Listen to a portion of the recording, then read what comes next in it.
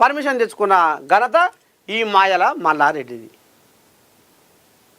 ఇగో గిసం వచ్చి మల్లారెడ్డి నాకు నేను పవన్ కళ్యాణ్ సినిమాల ఉస్తాద్ భగత్ సింగ్లా విలన్గా చేయమన్నాడు హరీష్ శంకరు డైరెక్టర్.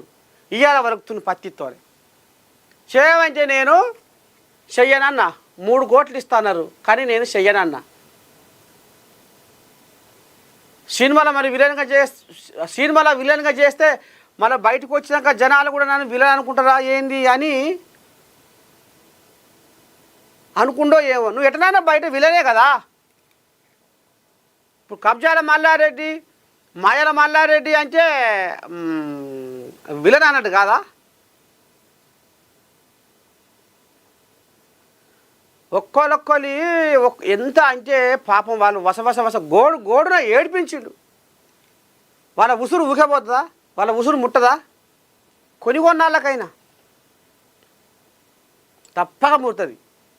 కర్మ ఎవరిని వదిలిపెట్టదు. యదా యదా హి ధర్మస్య గ్లానిర్భవతి భారత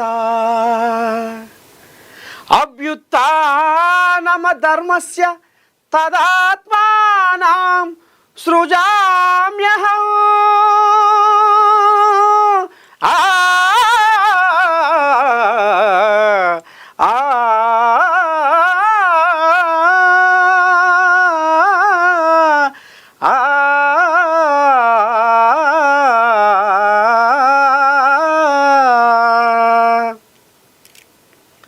భగవద్గీతలో శ్రీకృష్ణుడు అర్జునుడితోని ఏమంటాడు? ఈ లోకంలో అధర్మము పెచ్చు పెరిగిపోవచ్చున్నప్పుడు, ధర్మము అంతరించిపోతున్నప్పుడు నాకు నేనే స్వాకార రూపమున సాకార రూపమున ఈ లోకమున అవతరిస్తా, ధర్మాన్ని కాపాడుతా. భగవంతుడు ప్రకృతి మించిన శక్తి లేదు. ప్రకృతి 1000 గండ్లతోని ప్రకృతి గంపంత కన్ను పెట్టుకొని చూస్తుంది. 4 గోడల మధ్య నేను ఏం చేసినా నన్ను ఎవరు చూస్తలేరు అనుకుంటున్నావు, కానీ నిన్ను ధర్మం చూస్తుంది, సత్యం చూస్తుంది, న్యాయం చూస్తుంది. కానీ దేనికైనా కాలమే నిర్ణయిస్తుంది.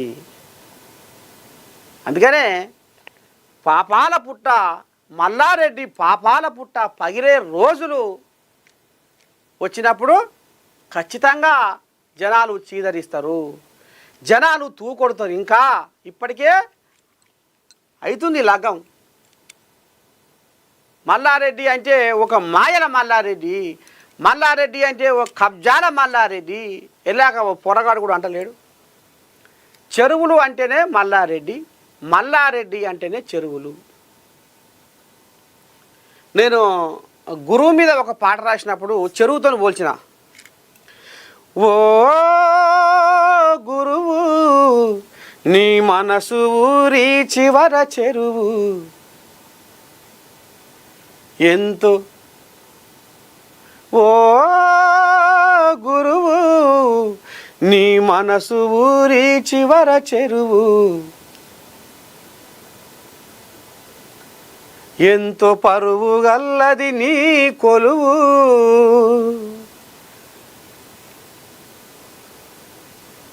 ఊరు పక్కన ఏ ఊరికైనా ఊరు పక్కన చెరువు ఉంటుంది. ఆ చెరువే ఆ ఊరికి అందం.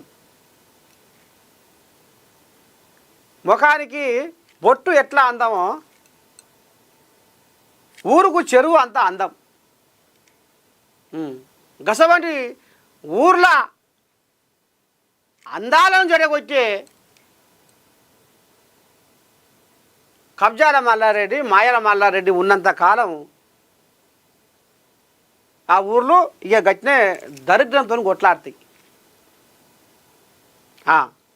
ఇక గిస కొంచెం మల్లారెడ్డి ఈ మల్లారెడ్డి ఇక ఈయన చెప్తున్నా కదా. ఈయన గురించి కనుక మనం చెప్పుకుంటే 7 రోజులు చెప్పుకున్న ఒడువని చరిత్ర ఈ మల్లారెడ్డి. ఇక మరి